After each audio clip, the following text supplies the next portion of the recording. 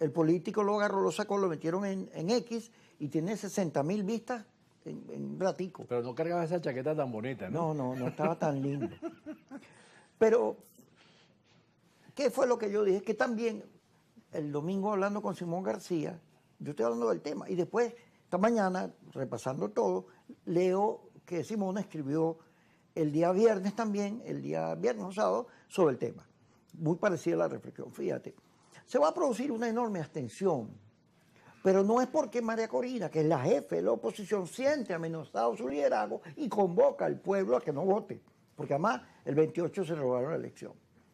Se va a producir abstención por la enorme frustración que produjo el haber dicho que ganaste después en enero, que el señor iba a venir y se iba a oramentar, y eso no se produjo. Levantaste unas expectativas muy grandes que no cumpliste. Esa es la primera causa de la abstención. También hay una abstención en la gente que creía en el gobierno y la situación económica, el dólar, la falta de trabajo, los salarios bajos, todo eso ya le quitó el sabor a la política, porque tanto tiempo dirigiendo política que cada día vivimos peor.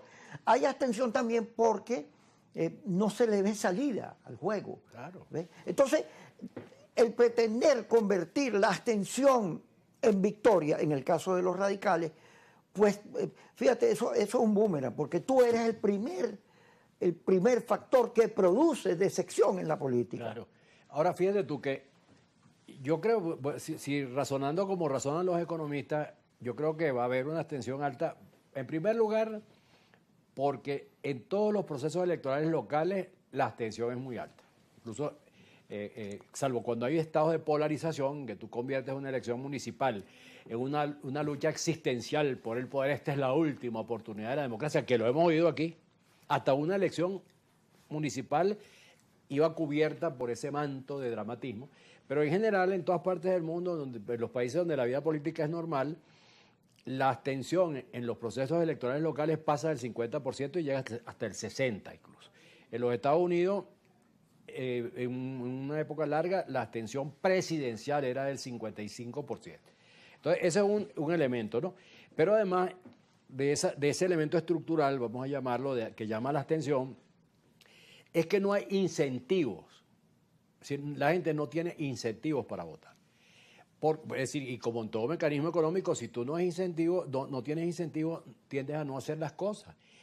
Ajá, ¿por qué no hay incentivo? En primer lugar, porque lo que tú dices, ¿no? Si tú has asociado la idea de votar con la trampa, el alacranismo, la traición, etcétera, etcétera, a lo largo de muchos años. Bueno, entonces, eso es un no aliciente, un desestimulante. Luego tienes a una persona con gran incidencia en la oposición, o una parte grande de ella, que es María Corina, llamando a no votar. Súmale eso. No digo que sea por eso, pero súmale a los elementos que no estimulan a votar. Luego, que la gente no ve resultados evidentes. Y yo creo que aquí deberían actuar los candidatos a gobernadores y los candidatos a las diversas posiciones, que es decirle a la gente, vota por defender tu espacio, tu municipio, tu gobernación.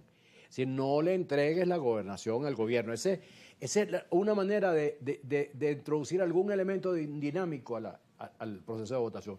Porque si tú haces una campaña nacional o una campaña con planteamientos nacionales, que es lo que tú ves, porque aquí nadie, y lo he dicho 1000 veces en este programa, nadie se ocupa de los problemas de la gente. Los candidatos hablan de política, de gran política local, de gran política nacional. Es decir, de la atención, la participación, de eso que estamos hablando nosotros, que no somos políticos, eso es de lo menos que ellos tendrían que hablar. Deben hablar de los problemas que tiene la gente en sus comunidades. Y debían hablar de no entregar las comunidades al gobierno. Esa sería mi manera de ver el filo de una campaña electoral. Pero digo que la verdad es que yo sí creo que puede haber además un elemento agravante, que es que no hay campaña, sino insultos. Es decir, tú ver cómo uno se quieren destruir con otro, no te estimula a votar. Es decir, estimula a pensar lo que una idea generalizada en Venezuela, que es que la política es muy sucia.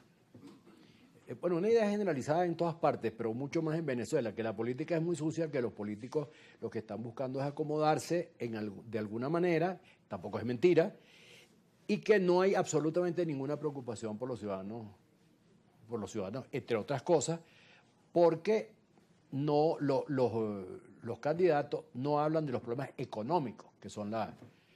Pero es un lugar común citar el caso de Clinton, el letrero que tenía en su oficina, y yo no lo voy a repetir, pero es que ese es el tema de lo que hay que decirle a la gente, y ese es el tema además que el gobierno debería asumir en serio.